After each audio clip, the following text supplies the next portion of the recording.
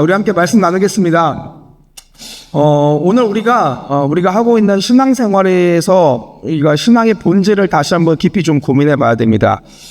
단순히 우리가 신앙을 자꾸 머리에 우리가 쌓는 지식으로 우리가 생각을 많이 하고 있다라는 거죠. 성경을 막 많이 알고 줄줄이 외우고 신학적인 것들을 우리가 많이 경험을 하고 우리가 기도의 시간의 분량이 엄청나게 많다고 이게 사실은 신앙의 깊이를 이야기할 수는 없는 겁니다. 새로운 어떤 깨달음을 얻는 것이 신앙이 아니라 진리라는 것은 사실 이미 우리에게 주어진 거죠. 여러분, 우리가 특별한 것을 알 필요가 없습니다. 신앙을 자꾸 뭔가 깨달음으로만 여기면 사실 우리가 기독교가 아닌 다른 종교도 깨달음이 너무 많은 거예요. 그러니까 진리는 이미 주어졌습니다. 진리는 주어졌고요. 우리는 지금 이미 알고 있는 그 진리를 우리들의 삶으로 살아내는 것이 신앙이라는 거죠. 마음이 막 차갑게 굳어져 있고 삶은 정작 주님을 위해서 내가 어떠한 헌신과 삶은 정작 주님을 위해서 뭔가 이 가까이 가고자 하는 노력이 없이 그냥 지식만 쌓여가는 것은 이건 신앙이 아니라는 겁니다. 신앙은 여러분들은 하나님을 가까이 하는 겁니다. 그 가까움은 철저하게 관계적인 거고 경험적인 것입니다. 하나님을 가까이 한다는 것은 사랑하는 사람과 우리가 가까워지는 듯한 겁니다. 주님과 동행하면서 하나님의 말씀으로 우리들의 음성을 듣고 우리도 또 기도함으로 주께 아뢰고 친밀해져서 그 하나님의 마음을 알아서 그곳에 순종하며 살아가는 것이 하나님을 가까이 하는 삶이죠. 예를 들어서 그렇습니다. 여러분, 우리가 사랑하는 사람 누군가를 사랑한다고 얘기했을 때 그게 우리가 그저 그 사람의 프로필만 외우는 게 사랑이 아니잖아요. 그죠? 우리가 누군가를 사랑한다고 했을 때 우리도 여기 안에서 결혼 생활 하시는 분들 또 연애 생활 하시는 분들 다 있으시지만 우리가 누군가를 사랑한다고 얘기할 때 그 사랑은 그 대상의 정보를 달달달 외우고 인적사항을 잘 아는 것이 사랑이 아니라는 거죠. 함께 웃고 울고 이야기 나누면서 관계를 쌓아가고 추억을 쌓아가고 함께한 시간들과 경험들을 쌓아가는 것이 이것이 사랑입니다. 여러분, 이건 신앙도 마찬가지입니다. 하나님을 가까이 한다는 것은 하나님과 관계를 맺는 거예요. 그분의 사랑과 선하심을 맛보아 알고 그러기 위해서 우리가 하나님을 갈망하고 하나님을 의존하는 거죠. 근데 종종 우리가 이것을 다 잃어버리고 자꾸 지식으로만 생각을 하는 거예요. 지식으로만. 내가 해석하려는 습관이 우리가 너무 많습니다. 어떠한 문제 앞에서 내가 해석하려고만 하는 거예요, 이거를. 뭔가 어떠한 사건 앞에서 내가 이것을 해석하려고만 하다 보니까 자꾸 하나님을 사건에 끼겨 넣을 때가 너무 많아요. 그래서 이게 안 맞으면 뭔가 하나님이 내게 이상한 분 같이 느껴지는 거죠. 내가 해석하려고 하는 겁니다. 그러니까 머리로 아는 거는 하나님을 안다라는 것의 그 알미 아닌 거죠. 성경 공부 많이 하고 세미나하고 좋은 설교 듣고요. 아주 중요한 거지만 내 마음은 정작 냉랭한 상태라면 내가 내 스스로가 하나님과 멀어져 있는 상태라면 여러분 이거는 의미 없는 거라는 거예요. 지식은 도구입니다. 도구. 말씀과 이런 여러 설교를 통해서 신학을 통해서 아는 것은 도구입니다. 이 지식이 우리가 하나님께 더 가까이 가도록 이끌지 않으면 여러분 이거는 참 의미가 없는 일이라는 거예요. 그렇기 때문에 우리가 신앙생활의 근원부터 다시 시작해야 됩니다. 그렇지 않으면 우리들의 신앙이 되게 위선적이게 돼요, 여러분들. 저는 신앙생활에서 너무너무 두렵고 무서운 것 중에 하나가 뭐냐면 위선인 것 같아요, 위선 때문에. 우리가 주님과 가까이 하지 않았는데 주님의 일을 하는 것만큼 두려운 일이 없습니다. 우리가 주님과 가까이 있지 않은 상태에서 신앙생활의 연도가 올라가는 것만큼 두려운 일이 없습니다, 여러분들. 우리가 주님과 가까이 하지 않는데 어떤 직분을 맡게 되는 것만큼 이건 그렇게 무서운 일이 없습니다, 여러분들. 이때는 정말 무서운 일이 발생되어져요. 위선이 생겨요, 위선이. 저는 그 대표적인 케이스가 가룟 유다라고 봅니다. 요한복음 12장 1절에서 6절인데 우리 다 같이 한번 읽어보겠습니다. 요한복음 12장 1절에서 6절 다 같이 읽습니다. 시작. 6절.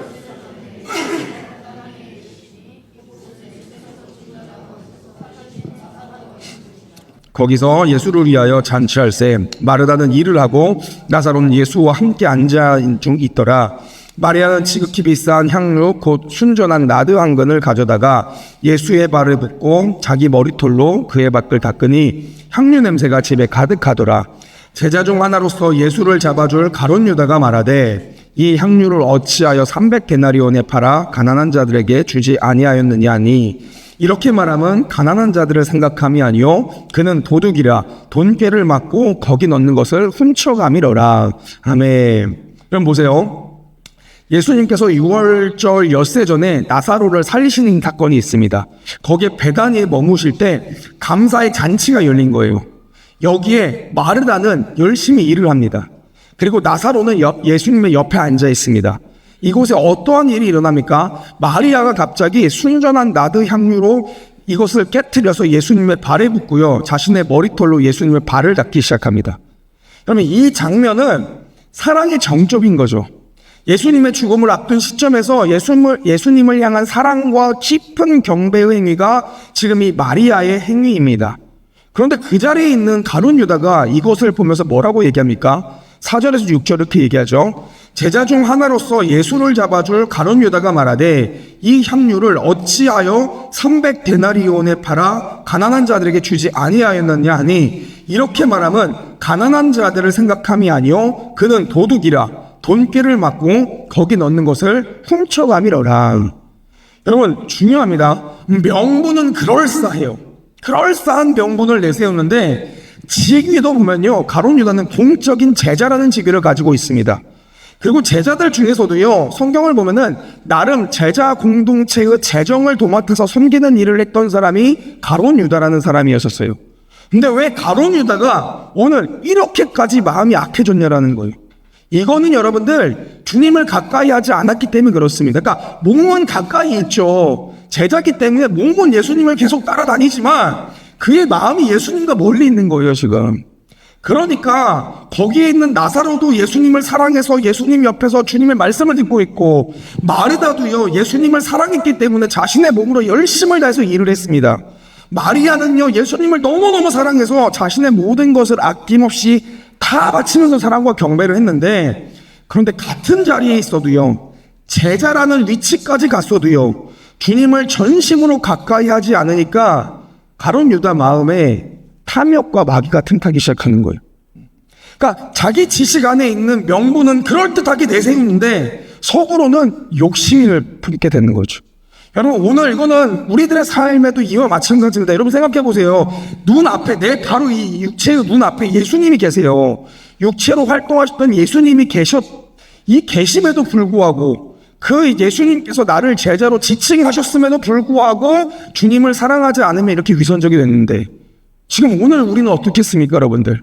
눈으로 주님을 볼 수 없는 상황에서 그죠? 우리가 믿음으로밖에 주님을 볼 수 없는 상황에서 내 마음이 주님과 가까이 하지 않으면 우리에게는 어떤 이런 모진 풍파와 모진 사단의 공격이 왜 없겠습니까 여러분들? 똑같습니다. 그래서 우리가 신앙생활을 대할 때는 언제나 초신자라는 마음을 가지고 대해야 됩니다. 이거 정말 중요해요. 되었다함이 없다라는 것을 우리가 인정해야 되는 거예요. 우리가 주님을 대할 때는요 어린 아이와 같이 대해야 됩니다. 그래야 겸손이 나오는 거예요. 겸손이. 오늘 그렇기 때문에 우리가 하나님을 가까이 하라 시리즈를 계속하고 있습니다. 하나님을 갈망하고 의존해야 된다는 것을 우리가 지난주와 지지난주에 함께 나눴죠. 더불어 우리가 오늘 하나님을 가까이 하기 위해서 우리가 정말 깊이 생각해 봐야 되는 것이 하나가 있는데 그것이 뭐냐면 바로 기쁨입니다. 기쁨. 내 기쁨의 원천이 무엇이냐라는 거죠. 오늘 말씀을 한 구절 읽어보겠습니다. 하박국 3장 오늘 본문이죠. 17절에서 18절 다시 한번 읽어봅니다. 시작. 비록 무화과 나무가 무성하지 못하며 밭에 먹을 것이 없으며 우리의 양이 없으며 외양간에 소가 없을지라도 나는 여호와로 말미암아 즐거워하며 나의 구원의 하나님으로 말미암아 기뻐하리로다. 아멘. 여러분 우리는 잘 인지를 못하면 잘 체감을 못하지만 기쁨에는 엄청난 힘이 있습니다. 사람은 무엇을 기뻐하느냐에 따라서 그 사람의 삶의 방향이 결정될 수 있습니다. 제가 예를 한번 들어보면요. 우리가 한참 여기에 우리 위기청소년사역을 같이 했던 선생님들이 좀 계시잖아요. 우리가 한참 위기청소년들과 가정부 청소년들을 막 여기에 매진할 때를 생각해 보세요. 우리 그 친구들 한번 생각해 보세요. 애들이 하겠다고 마음 먹으면 합니까 안 합니까? 반드시 하죠. 그러니까 제가 너무 안타까운 게 그거예요. 이렇게 가면 안 되는 거를 우리가 아무리 얘기해도 본인이 그걸 좋아하면 반드시 하더라는 거예요. 자기가 좋아하는 것, 바꿔 말해서 내가 기뻐하는 것은 반드시 어떻게든 하려고 마련하는 거. 열심을 다해서 그걸 합니다. 그게 불법이더라도요, 해서는 안 되는 일이더라도요, 심지어 그걸 하면 본인의 삶이 무너지고 넘어질 것을 예측하고 본인 스스로도 알고 있음에도 불구하고 내가 좋아하고 내가 기뻐하는 거면 이것을 위해서 노력한다는 거예요. 안 된다고 하더라도요, 포기하지 않습니다. 어떻게든 방법을 찾아가지고요, 이것을 하려고 막 도전을 하는 거예요. 그래서 삶이 무너지는 케이스를 우리가 너무 많이 봤잖아요. 잡아와도 안 되고요, 혼내고 협박해도 안 되고요, 살살 달래도 안 돼요. 앞에서는 그렇다고 하지만 뒤에서는 결국 자기가 하고 싶은 걸 하게 되는 거죠. 여러분, 이거는 위기 청소년들만의 문제가 아니라 사실 우리들의 본질인 거죠. 우리들의 모습이죠. 우리는 우리가 기뻐하는 것을 향해서 달려갑니다. 우리가 원하고 기뻐하는 것을 위해서라면 시간도 돈도 에너지도 우리는 아끼지 않는 게 우리들인 거죠. 가령 그겁니다. 제가 운동을 너무 좋아해서 시절이 있었어요. 운동하는 것을 너무 그 무거운 걸 드는 게 왜 그렇게 기쁜지 모르겠어요. 이거 하다가 잘못 놓치면 내 몸이 어떻게 무너질지도 모르는 만큼 무거운 이 무게들을 드는 게 너무 행복할 때가 있었습니다. 그랬더니 잠을 줄여서 운동을 하게 되더라고요. 외부 집회를 다니면은 전국에 다니면서 일찍 그 지역에 가면요, 먼저 헬스장부터 찾아가요. 그래서 그 지역 헬스장 찾아가지고요, 운동 열심히 합니다. 여러분, 집회 사역이 사실 에너지 소모가 되게 커요. 기행장을 계속 하고 있고요, 말씀을 제대로 전해야 된다는 이 압박이 있고요, 그리고 말씀만 전하는 것이 아니라 또 우리 청소년들에게 기도 인도로 하고 하면 다 끝나면 녹초가 되거든요. 전신에 땀이 다 나요. 이것을 하루에 2-3번 하는데도요, 꼭 중간에 가서 좀 일찍 도착하면 쉬면 좋은데, 제가 어떻게든 그 지역에는 헬스장을 찾아서 운동을 하고 있다는 거예요. 아무리 일정이 많아도요, 아무리 힘든 스케줄을 감당해도요, 아무리 바빠도 내가 운동을 너무 기뻐하고 좋아하니까 어떻게든 시간을 만들어냅니다. 그때를 생각해보면 제 머리는요, 운동을 안 한다는 전제는 없어요. 어떻게 하면 운동을 할 수 있는가에 대한 해결 방법밖에 없습니다. 시간과 모든 계산과 에너지가 어떻게 하면 운동을 할 수 있을까에 포커스가 맞춰지는 거예요. 지금은 그렇지 않아요. 지금은 운동을 못하면 또 못하는 거고 하는데, 제가 이것을 말씀드리는 이게 우리들의 본질이라는 거예요. 우리는 기뻐하는 것을 위해서 노력하고 향하게 되어 있습니다. 우리의 삶이 그렇습니다. 그렇기 때문에 우리들의 신앙이 진짜 좋아지는 것에는 비결이 하나가 있는데, 그게 뭐냐면 기쁨의 대상이 바뀌는 거예요. 여러분들, 기쁨의 대상이 바뀌는 거. 오늘 본문에서 하박국 선지자가 고백하는 현실을 한번 보십시오. 비록 무화과 나무가 무성하지 못하며 포도나무에 열매가 없으며 감람나무에 소출이 없으며 밭에 먹을 것이 없으며 우리의 양이 없으며 외양간에 소가 없을지라도 나는 여호와로 말미암아 즐거워하며 나의 구원의 하나님으로 말미암아 기뻐하리로다. 아멘. 여러분, 이게 무엇을 의미합니까? 이건요, 당시 이스라엘 백성들의 생계수단이 다 끊어졌다라는 거예요.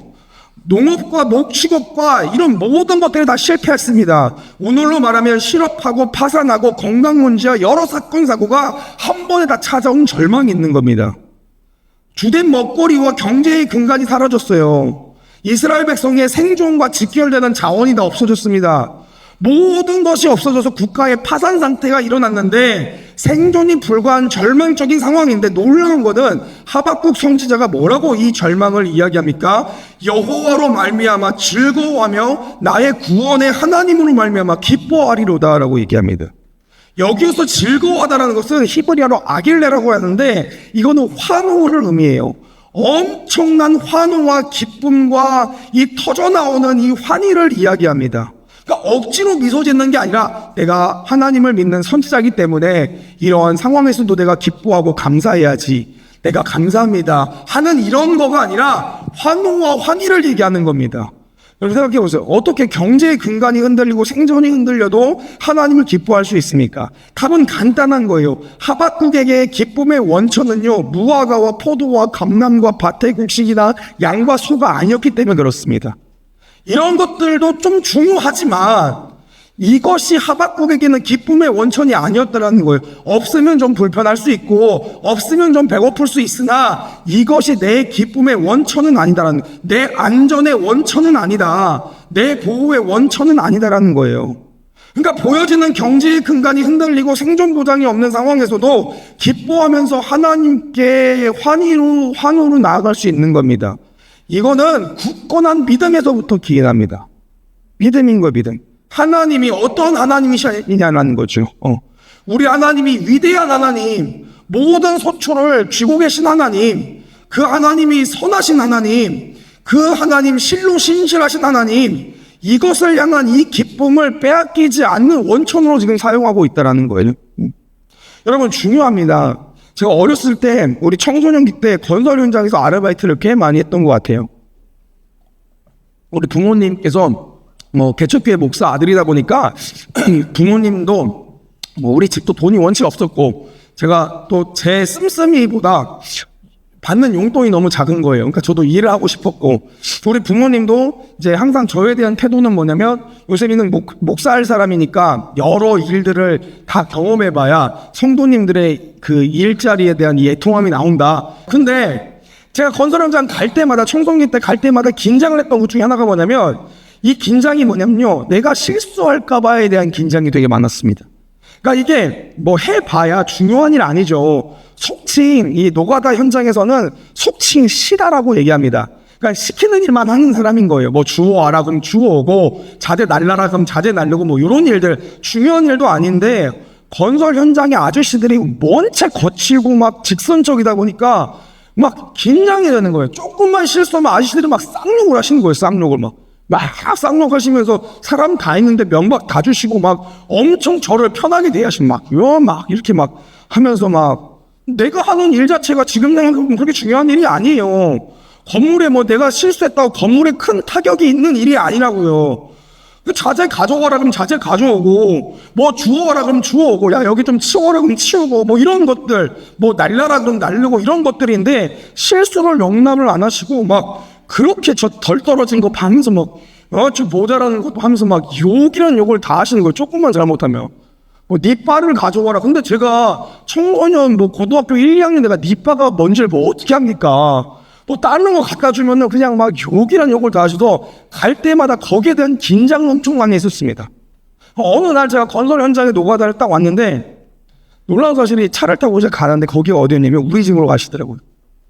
그러니까 우리 어머니가 목회를 하셨던 교회, 그러니까 증축 현장에 우리 팀이 들어간 거예요. 그러니까 건설 사장님이 저희 교회의 개척 멤버 권사님의 남편분이셨고 저는 그분 사장님 밑에서 이렇게 일을 했던, 어떻게 보면 낙하산이네요. 그것도 원래 일을 하면 안 되는 나이지만은 이렇게 저를 아르바이트식으로 해주셨으니까, 그러니까 우리 교회 다니시고 하니까 아마 우리 교회 증축 어떤 현장에 우리가 투입됐던 것 같아요.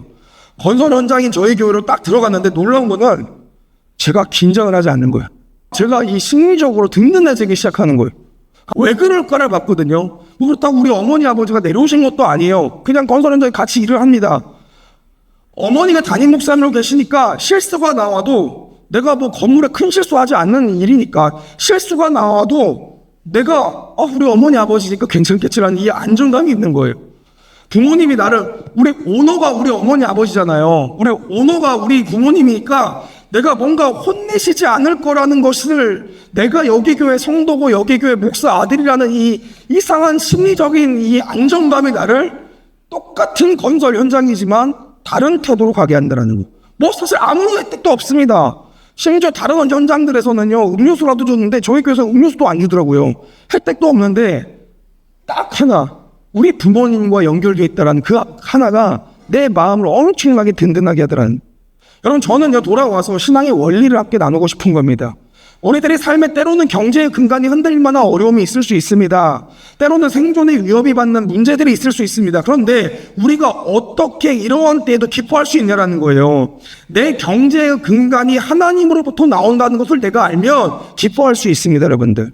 내 생존의 근간이 하나님으로부터 나온다는 것을 알면 내가 어떠한 상황과 환경을 넘는 기쁨이 나오는 거예요. 그래서 하나님을 기뻐한다는 것은 하나님의 위대하심을 우리가 믿는 행동입니다, 여러분들.